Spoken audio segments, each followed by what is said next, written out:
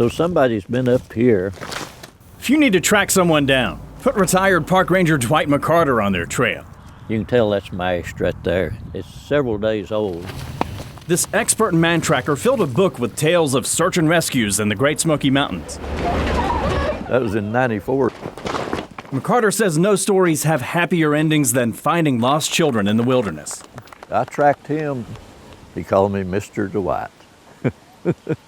He's a sweet kid.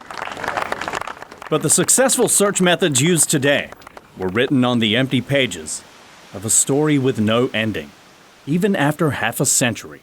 On June the 14th, '69, Dennis Martin disappeared off the face of the earth. The Dennis Martin mystery begins with a Father's Day camping trip. This 6-year-old from Knoxville hiked a couple of days with his dad, grandpa, and older brother from Cades Cove up to the Appalachian Trail and over to Spence Field. On the hike, they met another family with 2 young boys. And the adults all sat together in the grass and watched the children play, and played along themselves when it was obvious the boys were huddled up and planning a prank on their parents. They were going to sneak up and scare their family. 3 older boys went one way, Dennis went the other. The older boys jumped out of the woods and booed the family and had a lot of fun. Dennis never showed up. Dennis was only out of sight 3 minutes when his father, Bill Martin, started calling for him. It so happened that a terrible weather front came in, so you have this soaring of wind. If a little child was hollering at you, that wind drowns it out. As darkness fell on the mountain, so did a deluge of more than 2.5 inches of rain in just one night. Cold, wet rain. And you can imagine what the little boy was going through. Where could he be? The next day, searchers scoured the Smokies for Dennis, but the rain not only washed away clues, it made it hard to hear anything. And you're going down streams, it's roaring. The rain obliterated everything, I'd say. The Rangers were behind the 8 ball before they even arrived. Deputy Superintendent Clay Jordan says any clues left after the rain were soon washed away in a flood of people with good intentions. From military special forces, rescue squads, to thousands of volunteers, more than 1,400 people a day saturated the area, many of them without any training.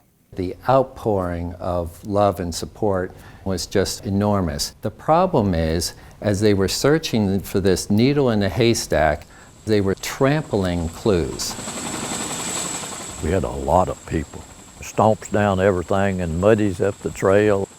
Searchers stampeded any chance for dogs to pick up a scent, and dozens of Boy Scouts who helped the first day covered the muddy terrain and child-sized footprints in every direction. It don't work. It don't work. You've lost the child forever. A number of rumors are making the rounds, some of them more popular than others, most of them based on far-fetched theory.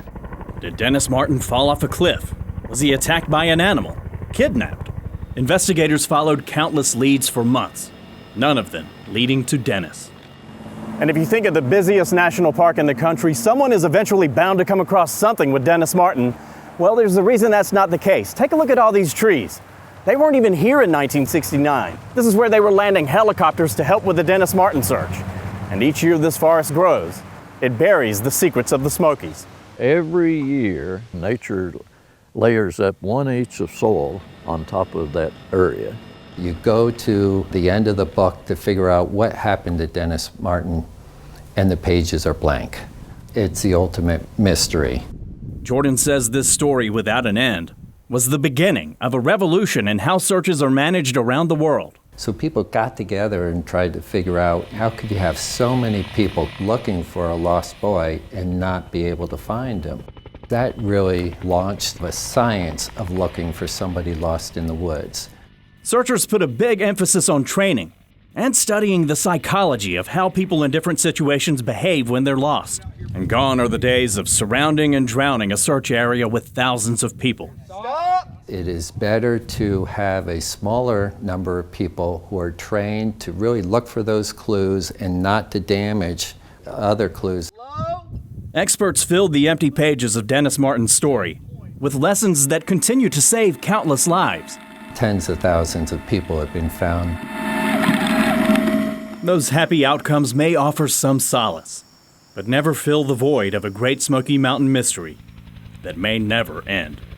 I don't expect we'll ever really know exactly what happened to Dennis Martin. It's a sad thing that we didn't find him. It tugs at your heart.